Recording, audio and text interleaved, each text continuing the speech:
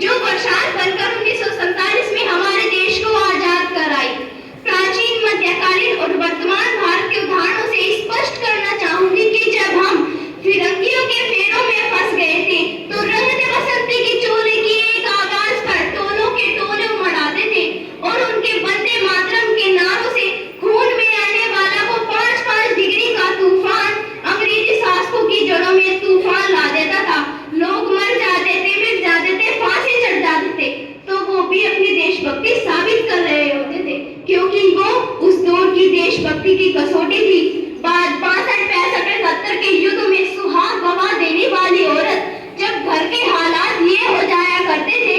प्यार भी भरपूर गया, मांग का सिंदूर गया, नन्हे नोनी हालों की लंगोटियां चली गई, छोटी छोटी बेटियों की चोटियां चली गई, बाप की कमाई गई, भाई की पढ़ाई गई। ऐसा एक विस्फोट हुआ, पता ही चला नहीं, जिस्म की कई बोटियां चली गई। और आपके लिए तो एक आदमी मरा है साहब, किंतु मेरे घर की तो रोटियां चली गई, मेरे घर की तो रोटियां चली गई वाले हालात पैदा हो जाने के बावजूद एक माँ अपने बेटे को सरहद पर दुश्मनों की धज्जियां उड़ाने के लिए भेज देती थी और ये पत्र लिखाकर भेजा करती थी कि अम्मा ने खत लिखा है बड़े ही चाव से, पुत्र मेरे न घबरा जाना, एक कदम भी पीछे न हट जाना, चाहे इंच इंच कट जाना, चाहे इंच इंच कट जाना। इस तरह पूरा परिवार अपनी देशभक्ति साबित कर रहा होता था। तब देश बलिदान मांगता था, तब देश लड़ जाने को, मर जाने को, मिट जाने को कहता था, किंतु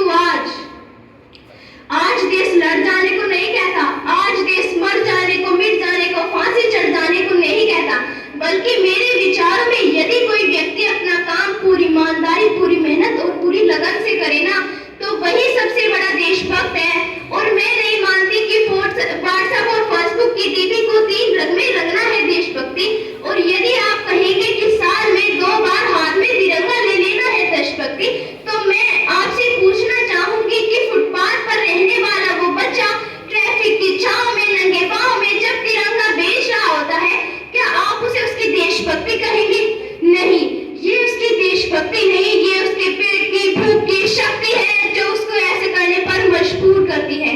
क्योंकि न मस्जिद को जानते हैं, न शिवालों को जानते हैं, न मस्जिद को जानते हैं, न शिवालों को जानते हैं। जो पेट के भूखे होते हैं वो सिर्फ भोजन के निवालों को जानते हैं, वो सिर्फ भोजन के निवालों को जानते हैं।